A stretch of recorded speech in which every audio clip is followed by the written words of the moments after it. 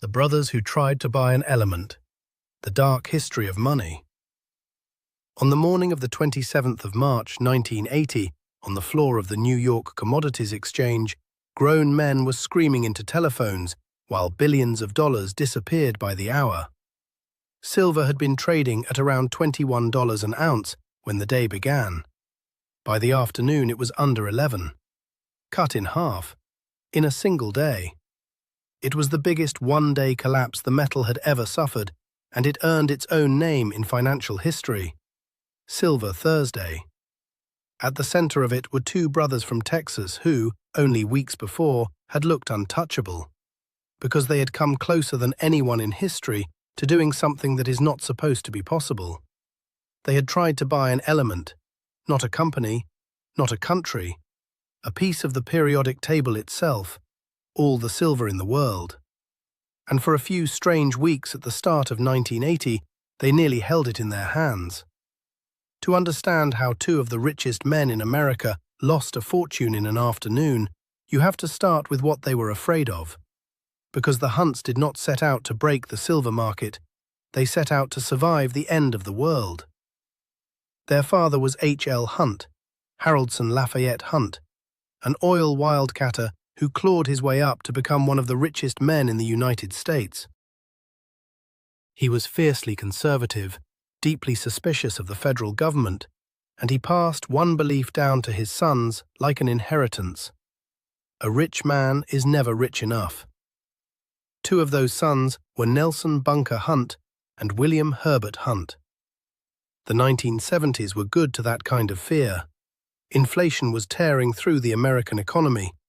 The dollar bought less every year, and the Hunts came to believe sincerely that paper money was on a path to being worth nothing at all. They wanted out of paper. They wanted something real, something no government could print into oblivion. They chose silver. They started buying in the early 1970s, but not the way most investors buy. Most people who trade silver never touch it. They buy paper contracts and settle up in cash. The Hunts didn't want the paper. They wanted the metal, the actual bars. So they took delivery of it. And then they did something that tells you everything about how their minds worked. They chartered 3 Boeing 707 jets, loaded them with silver bullion, and flew it out of the country to vaults in Switzerland. Partly because they did not trust their own government not to seize it, the way Washington had once seized the nation's private gold back in 1933. That is who you're dealing with. Men rich enough and frightened enough to airlift an element across the ocean. The strategy that followed was simple to describe and almost impossible to stop once it gained speed. They bought silver futures, contracts promising delivery of silver later. But instead of cashing those contracts in for a profit, they demanded the real metal every time. Each time they did that, they pulled physical silver off the market and locked it away. Less silver available, plus 2 billionaires buying constantly, meant one thing. The price went up, and a rising price did their work for them. The silver they already owned was suddenly worth more, which meant they could borrow against it, which gave them money to buy still more silver, which pushed the price higher again. Each turn of the wheel made the next one bigger. They didn't do it alone. They brought in wealthy partners from the Middle East to extend their reach and their money. And by 1979, the numbers had become genuinely frightening. The Hunts and their allies controlled somewhere around 100 million ounces of physical silver and tens of millions more locked up in futures contracts. Depending on how you count it, that was anywhere from 1/3 to 2/3 of all the silver in the world that wasn't sitting in a government vault. At the peak, the position was worth about $4.5 billion. Here are the numbers that matter. At the start of 1979, silver cost about $6 an ounce. By the 18th of January 1980, it hit $49.45, a rise of more than 700% in a single year. On the same day, gold hit its own record.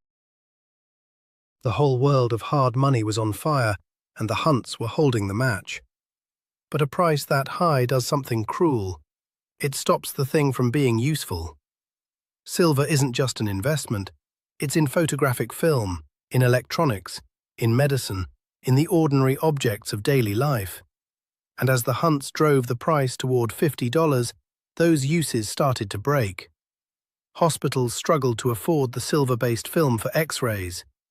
Ordinary families pulled the heirloom silverware out of their cabinets and melted it down to sell while the selling was good. Silver burglaries spiked across the country. And on the 26th of March, 1980, the chairman of Tiffany, the Fifth Avenue jeweler, took out an advertisement in the New York Times. He called it unconscionable, that anyone would hoard several $1 billion of silver and in doing so drive up the price of baby spoons and tea sets and photographic film for everyone else. That ad ran one day before everything fell apart. Here is the turn, and it's the part that the hunts themselves never stopped arguing about for the rest of their lives. The hunts did not lose to the market. The market's referees changed the rules. As silver went vertical, the people who ran the commodities exchange grew alarmed. A handful of men had effectively taken hold of a global market, and the exchange decided to stop them. On the 7th of January, 1980, it introduced what it called Silver Rule 7, heavy new restrictions that choked off the ability to buy silver with borrowed money. Then it went further. It moved to a position of liquidation only. You could sell the silver you held. You could no longer build a bigger position. At the same time, the Federal Reserve was leaning on the banks to stop lending money for silver speculation at all. In a single stroke, the buying stopped, and a corner only survives as long as the price keeps climbing. Remove the new buyers, and the machine that had been spinning upward suddenly spins the other way, just as fast. For the rest of their lives, the hunts insisted the game had been rigged against them, that the rules were rewritten in the middle of play, specifically to break them. And they pointed at an uncomfortable detail, that some of the men sitting on the exchange who voted for those rules held short positions of their own. Which is to say, those men stood to profit if the price of silver fell. Whether you see it as regulators rescuing a market about to detonate, or insiders breaking two outsiders who had gotten too powerful, the result on the floor was identical. The price began to slip. Then it broke. The hunts were hit with margin calls, demands for more cash to back their enormous bets, running well over $100 million.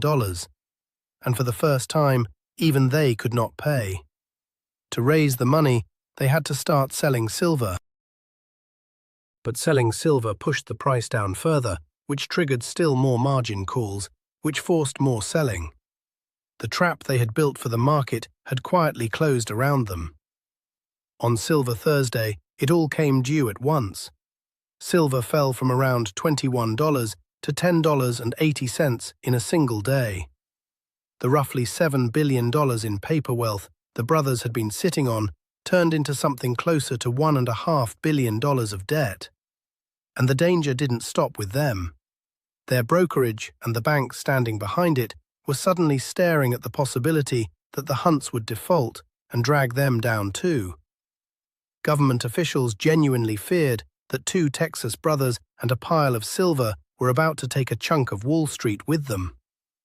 In the end, a group of banks arranged a $1.1 billion line of credit, not to save the hunts, but to keep the fire from spreading to everyone else.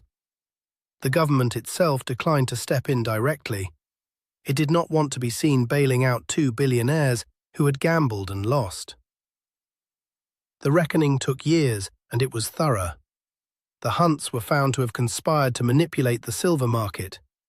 A state-owned mining company from Peru that had been caught in the wreckage sued them and won more than $130 million. The brothers were barred from commodities trading and buried in penalties.